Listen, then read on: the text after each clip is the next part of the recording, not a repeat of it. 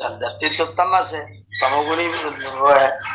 जो धरती है स्थूल पदार्थ है, उस स्थूल पदार्थ के अंदर जो भोजन पैदा हो रहा है, जमीन के अंदर जितना भी कंद टाइप का जो पैदा हो रहा है, आलू सहित, जिसको हम लोग सब भोजन में परम आवश्यक मानते हैं, वहां तक जो भी चीज जमीन के अंदर है वो सब तामसिक है।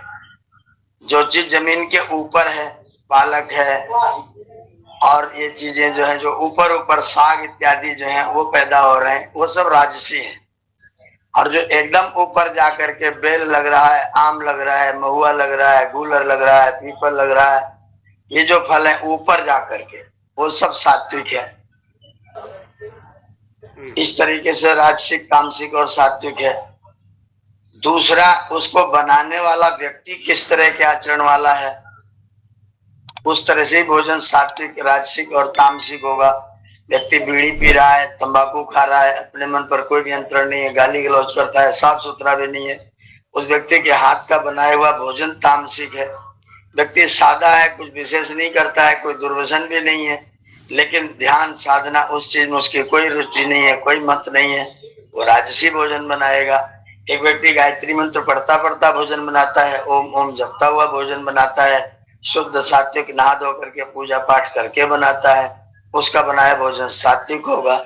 एक व्यक्ति शराब बेचता है, तंबाकू, गुटखा, पान, अंडा, मसाला बेचता है, उसके पैसे से भोजन खरीद के आ रहा है। एक व्यक्ति सामान्य सामान बेचता है, उसका भोजन खरीद के आ रहा है। एक व्यक्ति बहुत पवित्र है, बहुत, उसकी कृषि भी बहुत पवित्र है, यज्ञ करके कृषि करता है, मंत्र बोलता बोलता खेती करता है, तो उसके अनाज में, उसकी पैदा किए गए अनाज में भी सात्विकता है। तो इसको हम कई स्तर से इसको देख, हम जो काम कर रहे हैं, एक व्यक्ति शराब कंपनी में नौकरी कर रहा है, एक व्यक्ति होंडा कंपनी में नौकरी कर रहा है, और एक व्यक्ति विद्यालय में नौकरी कर रहा है। तो विद्यालय की नौकरी करने वाले को भी पैसा मिल रहा है, होंडा कंपनी वाले को भी पैसा मिल रहा है, और शराब कंपनी वाले को भी पैसा मिल रहा है। शराब कंपनी वाले का पैसा भी तामसिक है, होंडा वाले का राजसिक है। जो व्यक्ति यज्ञ में, अध्ययन में, अध्यापन में से पैसा ले रहा है, उसका पैसा सात्विक हो रहा है। तो अनेक तरीके से, अनेक एंगल से सात्विकता, राजसिकता और तामसिकता आएगी, और उन सारी चीजों का प्रभाव हमारे मन पर भी पड़ता है। तो हम अपने अन्न को सुधारें, ये तो मोस्ट इम्पोर्टेंट चीज है, अत्यंत महत्वपूर्ण चीज है। और सात्विकता, राजसिकता और तामसिकता भी अनेक प्रकार की, कहाँ भोजन कर रहे हैं, किसका बनाया भोजन है, भोजन का मूल स्रोत जो है, जहां से आया वो कहाँ से आया है। एक जगह जमीन पर शौचालय का वो गंदगी डाल करके सब्जी उगाई जा रही है, एक तरफ गंगा के किनारे रेत में सब्जी उगाई जा रही है, एक तरफ सामान्य खेत में सब्जी उगाई जा रही है। जो मल मूत्र में सड़ा करके शौचालय की बदबू जहाँ डाली जाती है, उसमें एक सब्जी पैदा हो रही है, एक सब्जी गंगा जी की रेत में पैदा हो रही है, एक सब्जी सामान्य खेत में पैदा हो रही है। तो गंगा की रेत में पैदा हुई सब्जी सात्विक है, खेत में पैदा हुई सब्जी राजसिक है, और जो गंदगी खाद डाल करके उल्टी वो भी तामसिक है। यूरिया, डीएपी डाल जो अनाज पैदा किया वो भी तामसिक है। तो अनेक एंगल से तामसिकता, सात्विकता और राजसिकता का विचार होता है। हम कितना शुद्धतम कर सकते हैं, सब कुछ एकदम परम सात्विक तो असंभव है, वर्तमान युग में तो पूरी तरह से असंभव ही है। फिर तो आपको ऐसी जमीन अपनी रखनी पड़ेगी, अपनी जमीन में अपनी गाय पालनी पड़ेगी, उसी गौ माता का गोबर डालना पड़ेगा, उस गौ माता गोबर डाल के अपने ही हाथों से, कुदाल से, फावड़े से उसकी गुड़ाई करके उसको जमीन को ठीक करना पड़ेगा, उसमें अपने द्वारा उत्पन्न किए गए बीज डालने पड़ेंगे, अपने ही हाथ से काटना पड़ेगा, अपने हाथ से पीसना पड़ेगा, अपने हाथ से बनाना पड़ेगा, तब आपको शुद्धतम रूप प्राप्त होगा। जो कि अगर आप ये करेंगे तो फिर आप और सब काम जो आपके अध्ययन स्वाध्याय के हैं वो सब काम खत्म हो जाए। तो इसमें से जो सात्विकता, राजसिकता, तामसिकता है, उसमें अधिकतम जितना संभव हो सके, जितना आप अधिकतम कर सकते हो। आदर्श तो यह है कि आप किसी अन्य की सहायता से करते तो वो अन्य व्यक्ति भी आपकी तरह का योगी तपस्वी है, तो अन्यथा फिर आपको सारे कार्य अपने आप ही करने चाहिए, तभी आप पूरी तरह से आदर्श सात्विकता में आ सकते हैं। जब अनाज भी आपका उगाया हो, आपका पीसा हो, आपका कूटा हो, आपका बनाया हो, आपके द्वारा खाया हो, तो परम सात्विक का आदर्श आपको प्राप्त हो सकता है। अन्यथा अधिकतम प्रयत्न करके हमको सात्विक भोजन करने की चेष्टा करनी चाहिए। भोजन तामसिक हो, राजसिक हो, अधिक तमोगुणी हो तो न करें, अच्छा है। अधिकतम जितना शुद्ध हो सके उतना व्यक्ति को करने की चेष्टा करनी चाहिए। आदर्श एक अलग है, व्यवहार एक अलग है। व्यवहार में हम लोग, जैसे मेरा अपना व्यक्तिगत जीवन बहुत सामाजिक जीवन है, और बहुत उस सामाजिक जीवन में सारी सात्विकता लेकर के चलना भी चाहें तो नहीं चल सकते हैं। हम मान लीजिए, हम सोचते हैं हम फल सात्विक खा रहे हैं और वो सारा फल मुसलमानों के द्वारा पैदा किया गया, उसमें ना ले थूक थूक के बेच रहा है, तो आपका फल ही कहाँ सात्विक बचेगा। फल का व्यापार करने वाला अंडे बेच रहा है, मांस भी बेच रहा है, वही फल भी बेच रहा है, और वो महादुष्ट है, आतताई है, अत्याचारी है। आप फल भी खा रहे तो भी आपका तामसिकी हो रहा है, तो कैसे बचेंगे। अपने आप अमरूद का पेड़ लगाइए, केला लगाइए, वो फले तो खाइए। किसी का खरीदा हुआ खाएंगे तो कार्बेट डाल के पका के खिला रहा है, तो आपका केला भी तामसिक है। किसी मतलब क्या खा करके आप अपने आप को सात्विक रख सकेंगे आज की परिस्थिति में। ऐसी परिस्थिति की जामुन के, आम के पेड़, केले के पेड़ अपने हाथ से लगाइए, उसी में कुटिया बना के उसी में रहिए। वो जब फल ऋतु के अनुकूल पके तो वही वही खाइए, तब आप सात्विकता को प्राप्त कर सकते हैं। अन्यथा आपका फल भी तामसी, फल भी राजसी है। जो कार्बेट में पका केला वो खाएगा सात्विक है, जो पाल में पका वो आम है वो खाएगा सात्विक है, सो तो जहर घुला हुआ है। आप कैसे सात्विक रहेंगे। तो परम सात्विकता तो, आदर्श सात्विकता तो तभी आएगी जब आप अपने घर में अपने आप सब कुछ अपने हाथ से करके खाइए, और वो भी अपने को भी, अपने मन में भी विकार ना आने पाए। ओम ओम जपते हुए, गायत्री मंत्र जपते हुए, रोटी बेलते हुए, गायत्री जपते हुए रोटी बनाइए और फिर खाइए, तो आप सात्विकता के स्तर तक पहुंच सकते हैं। तो वर्तमान की परिस्थितियों में मेरे जैसा व्यक्ति जो इन चीजों को जानता है, मैं जानता हूं कि सात्विकता क्या है, राजसिकता क्या है, तामसिकता क्या है, पर हम किसी के घर में हैं, अगर हम कहें कि हम ऐसा ऐसा खाएंगे तो बेचारा फिर पहले योगी हो जाए तब आपका भोजन बनाए। उसको योगी होने में 6 महीने, तब तक आप भूखे मर जाओगे। तो आदर्श की स्थिति एक चीज है, व्यवहार की स्थिति एक चीज है। हमें प्रयत्न करके अधिकतम अपने व्यवहार में शुद्धता का मैं तो फल खाते खाते, मतलब फल खाते फिर भी घृणा होती है। तरबूज में लोग इंजेक्शन, टॉक्सिन लगा करके आपको बेच दे रहे हैं।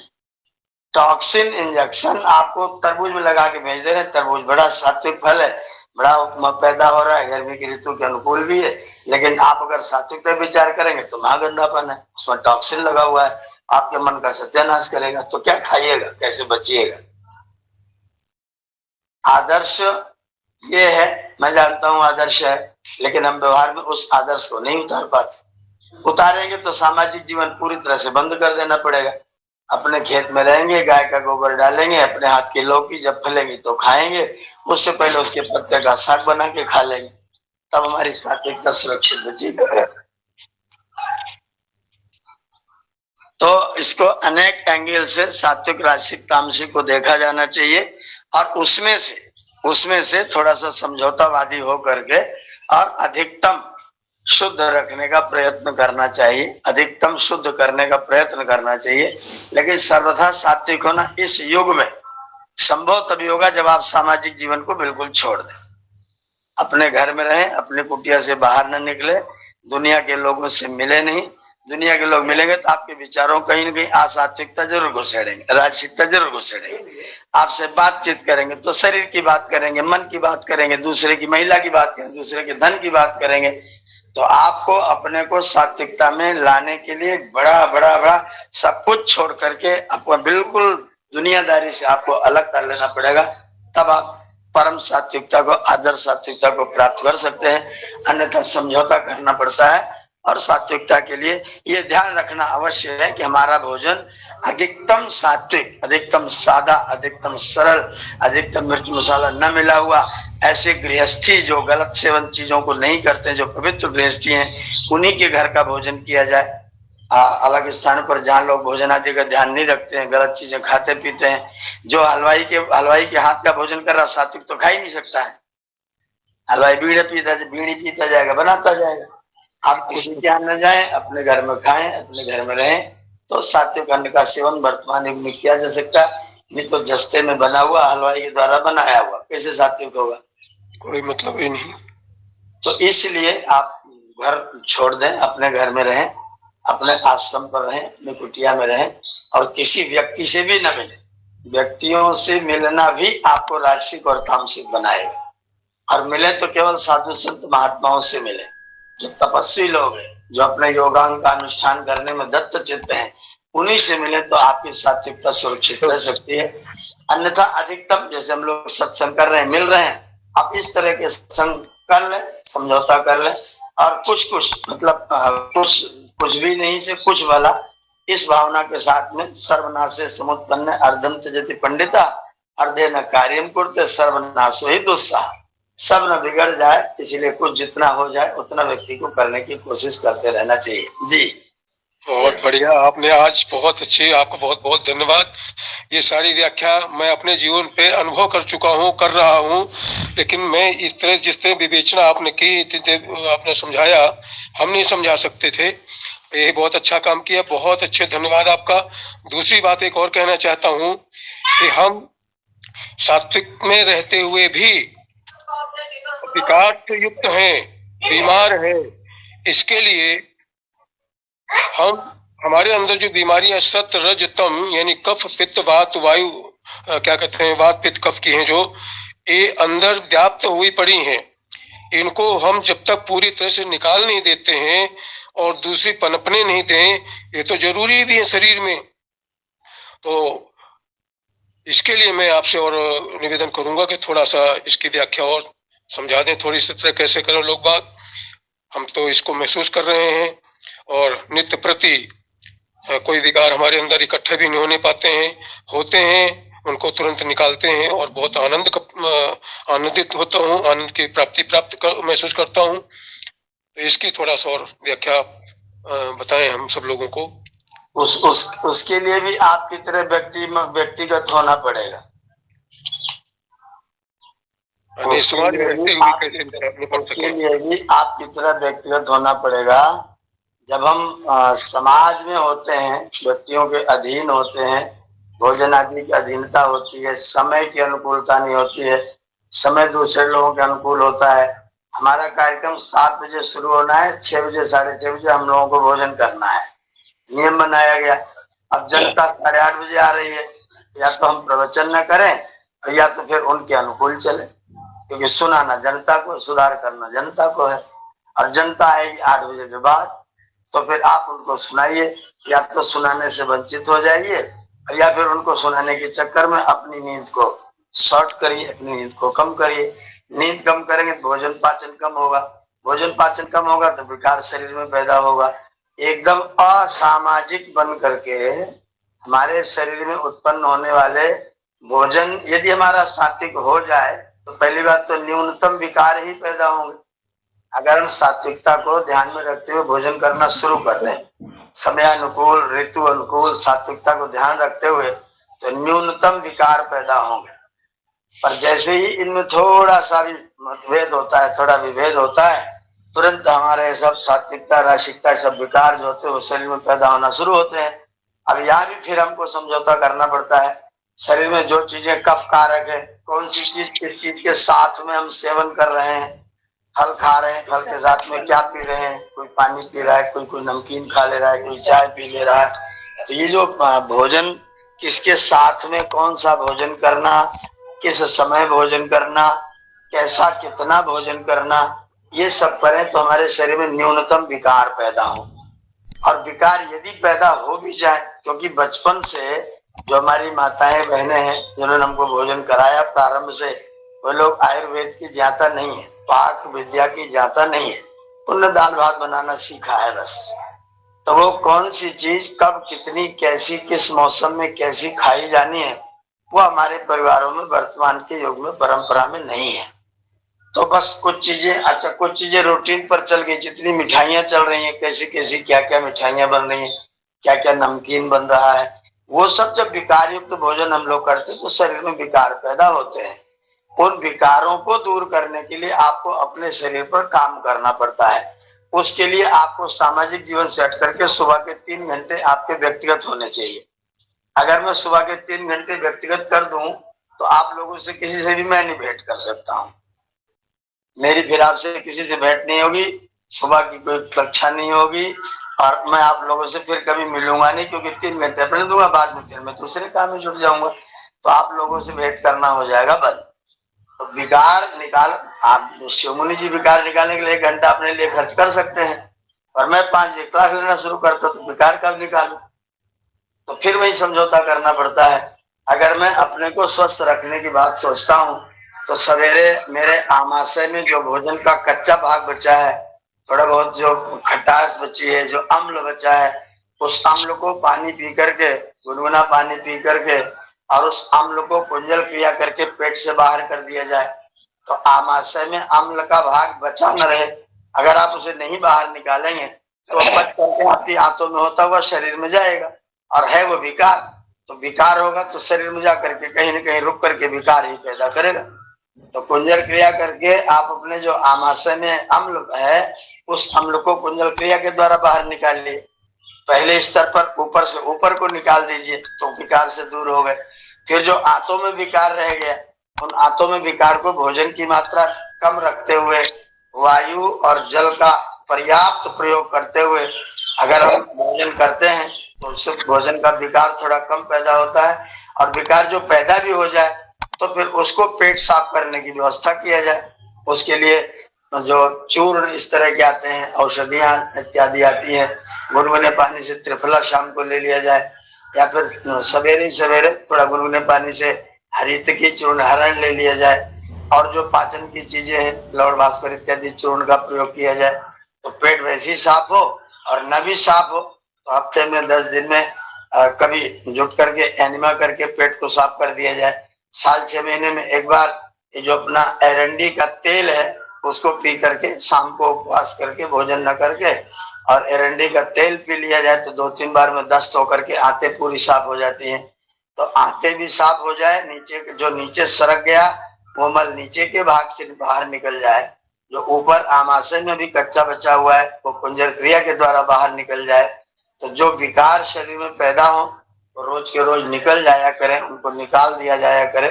ये जो उपवास की परंपरा आयुर्वेद में बनाई गई वो इसीलिए बनाई गई है, आप उपवास करके अपने जो विकार हैं उनका शमन करिए।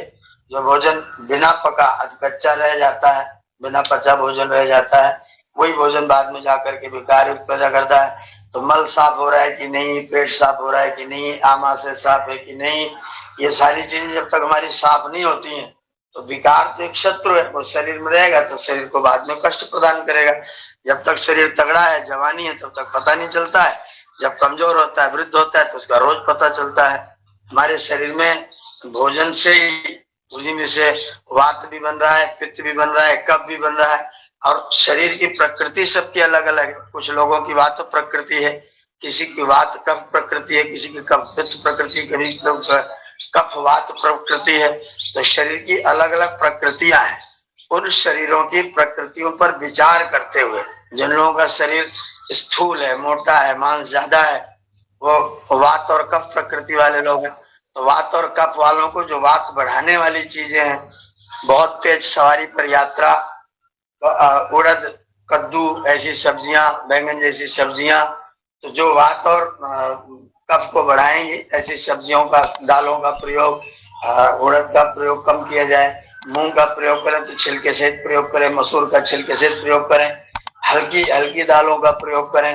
कफ ज्यादा बनता है तो अरहर की दाल ज्यादातर खाएं, और अगर पित्त ज्यादा बनता है तो भी तो कफ वाली चीजें आप खा सकते हैं, फिर आप उड़द की दाल खाइए, ऐसी सब्जियां खाइए। तो शरीर की प्रकृति को ध्यान में रखते हुए भोजन किया जाए। जो शरीर में विकार पैदा हो उनको अपना शत्रु समझा जाए, और उन शत्रुओं को निकालने का पूरा प्रयत्न किया जाए। प्रयत्न ये किया जाए कि भोजन आदि छोड़ करके 1-2 दिन 3 दिन का उपवास करके और शरीर को शुद्ध कर लिया जाए, फिर उसके बाद में खाना पीना शुरू कर दिया जाए। तो कभी उपवास और उसके बाद प्रतिदिन कुछ न कुछ अपने सफाई का प्रयोग करके और प्रयत्न करके हमें अपने विकारों को भी शरीर के अंदर से बाहर निकालना चाहिए। कुछ विकार, आमाशय वाले विकार तो ऊपर से निकल जाएंगे और आंत में चला जाएगा तो फिर वो गुदा मार्ग से निकलेगा। उसको निकालने के लिए एनिमा इत्यादि है, रेचक दवाइयां है, रेचक औषधियों का प्रयोग करें, एनिमा का प्रयोग करें और भोजन की मात्रा 1/3 जितना खा सकते उसका 1/3 पेट भरे बस, बाकी पेट को फुल भर नहीं न दें। जब भोजन लग जाए कि अब मेरे पेट में कुछ प्रतीत होने लग जाए, बस भोजन बंद कर दिया जाए। मात्रा न्यून रखी जाए, कम से कम भोजन की मात्रा रखी जाए और भोजन के बीच में, खाने पीने के बीच में पानी को छोड़ करके बाकी चीजों के बीच में कम से कम 6 घंटे का गैप जरूर किया जाए। पानी आप चाहे दिन में जितने बार पीजिए, लेकिन खाने पे दूध भी लेने के बीच में कम से कम 6 घंटे का समय गैप जरूर किया जाए। सवेरे अगर आप जलपान का अपना टाइम फिक्स करें तो भोजन का टाइम कम से कम उसके 6 घंटे बाद और शाम के भोजन का भी टाइम कम से कम 6 घंटे के बाद। अगर आप समय का ध्यान रखते हुए, भोजन के बीच का गैप ठीक रखते हुए भोजन करते हैं, मात्रा में कम करते हैं, भोजन सात्विक करते हैं, तो विकार कम से कम पैदा होगा और पैदा भी हो जाए तो उसको निकालने का ध्यान रहे और विकारों को अपना शत्रु समझा जाए, इन विकारों को दूर कर दिया जाए।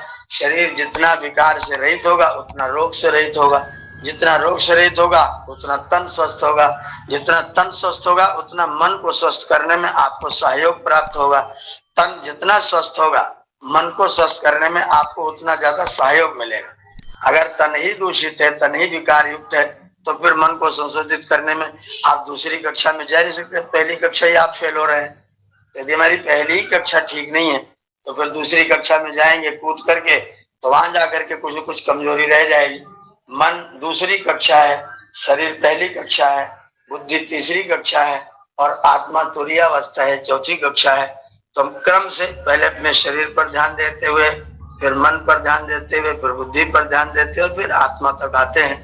तब हमारा जो साधना का मार्ग है, जीवन का मार्ग है, वो सही होता है। मैं इस चीज को जानता हूं, पर मुझे पता है कि मैं भी उन विकारों को दूर करने के लिए उतना समय, क्योंकि जीवन सामाजिक है और सामाजिकता मैं आवश्यक भी समझता हूँ। पता नहीं ईश्वर की प्रेरणा या मेरी अपनी बुद्धि है, मैं इस सामाजिकता को आवश्यक भी समझता हूँ, क्योंकि अगर हम किसी का कल्याण करना चाहते हैं, किसी को कोई अच्छी बात बताना चाहते हैं, तो मुझे अपने ऊपर तो कुछ न कुछ करना पड़ेगा। अगर मैं अपने लिए जीने लग जाता हूँ, मैं अपने लिए ही सोचता हूँ, तो फिर वही पशु प्रवृत्ति है कि आप ही चले, वही मनुष्य है कि जो मनुष्य के लिए मरे। और मनुष्य जो है, समस्या एक और भी है, जो मनुष्य वो खुद नहीं संभालना चाहता है, उसको संभालने का ठेका भी अपने पास में है।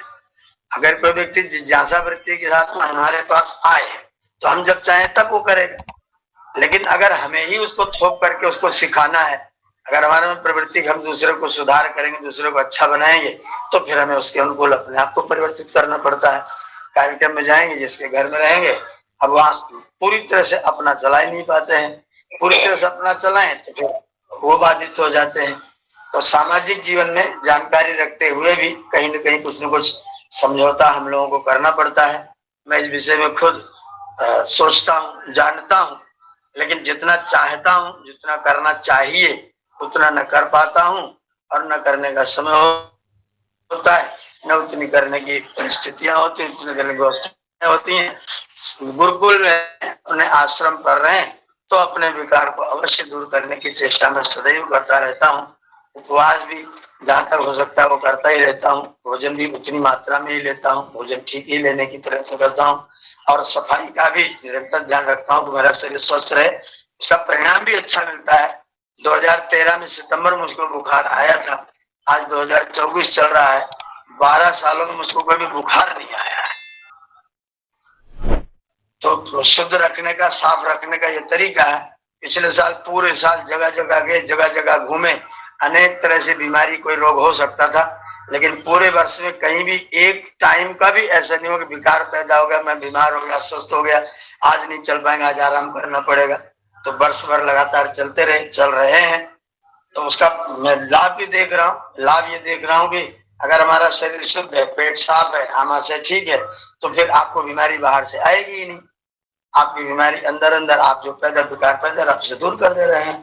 तो अगर आप उसे दूर करने का प्रयत्न करते रहते, समझौता करना पड़ता है, मैं इसको अनुभव करता हूँ, लेकिन समय की अनुकूलता, समय के प्रयोग और दूसरे लोगों की अधीनता और दुनिया को सुधारने की जिम्मेदारी लेने का जो वो है भाव कि सब लोगों के जीवन में अच्छाई आनी चाहिए, तो उस अच्छाई को लाने के लिए कई बार समझौता करना पड़ता है।